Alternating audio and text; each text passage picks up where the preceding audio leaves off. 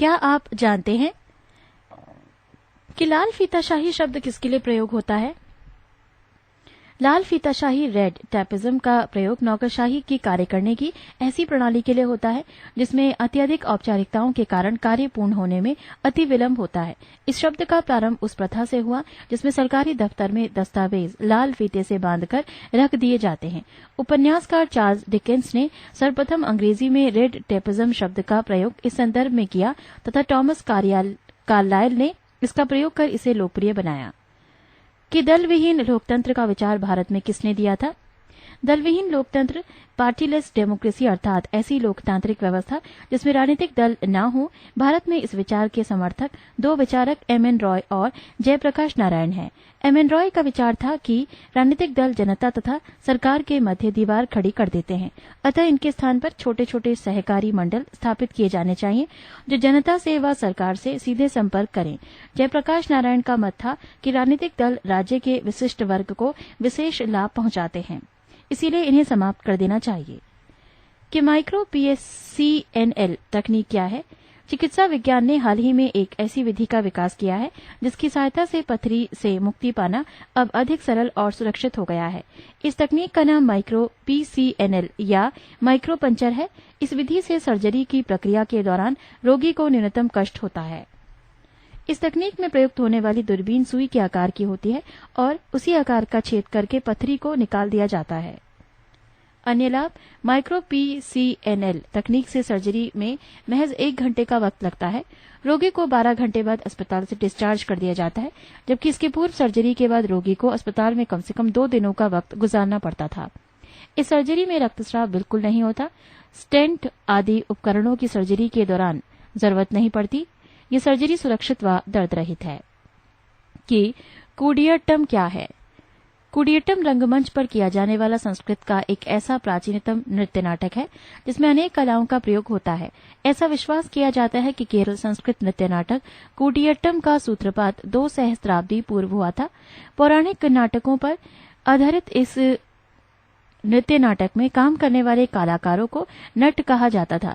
इस रंगमंच नृत्य नाटक में नट वास्तव में एक अभिनेता, नर्तक तथा गायक सभी की भूमिका निभाता था। वर्ष 2004 में कला के इस रूप को यूनेस्को द्वारा मानव की मौखिक एवं अमूर्त विरासत की श्रेष्ठ कृति के रूप में घोषित किया गया।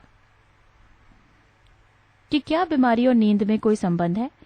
बीमारी में नींद लेना रोग निदान में सहायक होता है। हाल ही में प्रकाशित एक शोध में बीमारी में अधिक से अधिक सोने की सलाह दी गई है क्योंकि लंबी नींद आपकी प्रतिरक्षा प्रणाली को मजबूत करती है, संक्रमण से लड़ने में अधिक सहयोग देती है। पेनिसिल्वानिया यूनिवर्सिटी के शोधकर्ताओं ने पाया कि फल मक्खियों में नींद से प्रतिरक्षा क्षमता बढ़ती है और संक्रमण दूर होता है। यूनिवर्सिटी के पेरलमैन स्कूल ऑफ मेडिसिन की वरिष्ठ लेखक जूली विलियमसन ने बताया कि बीमारी में सोने की इच्छा होना सहज प्रक्रिया है। शोध के परिणाम प्रतिरक्षा प्रणाली पर नींद के सीधे प्रभाव का नया सबूत देते हैं। फल मक्खियों पर किए गए इस शोध में शोधकर्ताओं ने पाया कि ज्यादा सोने वाली फल मक्खियों के शरीर में बैक्टीरिया समाशोधन की क्षमता तेज और अधिक कुशल थी। स्लीप शोधपत्र में प्रकाशित अध्ययन में कहा गया कि बीमारी में ज्यादा नींद संक्रमण का प्रतिरोध बढ़ाकर प्रतिरक्षा प्रक्रिया बढ़ाने में मदद करती है।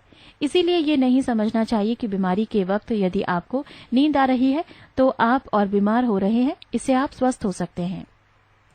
हमारे मस्तिष्क का अद्भुत अपशिष्ट निष्कासन प्रणाली सोते वक्त बेहद सक्रिय हो जाती है और अल्जाइमर एवं अन्य मस्तिष्क संबंधी विकारों तक को पैदा कर सकने वाले खतरनाक विषाक्त तत्वों की सफाई करता रहता है। अमेरिकी विज्ञान शोध पत्रिका साइंस में इससे संबंधित शोध अध्ययन प्रकाशित हुआ है। न्यूयॉर्क के रॉचेस्टर विश्वविद्यालय के शोधकर्ताओं ने अपने अध्ययन में ये भी पाया कि सोते वक्त मस्तिष्क की कोशिकाओं का आकार घट जाता है जिससे कि अपशिष्ट का निष्कासन बेहतर तरीके से हो सके। कि उल्का, मेटेओर और शूटिंग स्टार क्या है? उल्का ठोस पदार्थों का विलय खंड है जो बाहरी अंतरिक्ष से पृथ्वी के ऊपरी वायुमंडल में प्रविष्ट होता है और वायु से घर्षण के कारण प्रज्वलित हो जाता है तथा नीचे की ओर गिरता हुआ दिखलाई देता है। इसे टूटा हुआ तारा शूटिंग स्टार भी कहते हैं। उल्का को रात्रि में देखा जा सकता है, परंतु दिन में सूर्य के प्रकाश के कारण ऐसे टूटते हुए तारे दिखाई नहीं देते हैं। उल्का की गति 80 किलोमीटर प्रति सेकंड तक पाई जाती है। उल्का या गिरते हुए तारे जब वायुमंडल में पृथ्वी से 160 से 80 किलोमीटर ऊंचाई के मध्य होते हैं तो प्रकाशवान दिखाई देते हैं, परंतु 80 किलोमीटर से नीचे पहुंचते पहुंचते दृष्टि से ओझल हो जाते हैं। कि कच्चा लोहा पिग आयरन क्या है? लोहा गलाने की भट्टियों में लौह अयस्क आयरन ओर के साथ उपयुक्त मात्रा में चूना मिलाकर लोहे को उच्च तापमान पर गलाया जाता है, जिससे अयस्क और के साथ मिश्रित अशुद्ध पदार्थ या मैल अलग होकर ऊपर आ जाती है और शुद्ध लोहा प्योर आयरन नीचे रह जाता है। शुद्ध लोहे को भट्टी में नीचे की ओर बने छिद्र या टोंटी द्वारा एक ढांचे में एकत्रित कर लिया जाता है, जिससे लोहा ठंडा होकर ठोस बन जाता है। लोहे के इस रूप को कच्चा लोहा या ढलुआ लोहा कहते हैं। इस इस्पात की अपेक्षा कम कठोर होता है। इसमें कई अन्य धातुओं को मिलाकर भट्टियों में पुनः पिघलाया जाता है और शोधन क्रिया द्वारा इस्पात पिंड स्टील इनगॉट बनाया जाता है।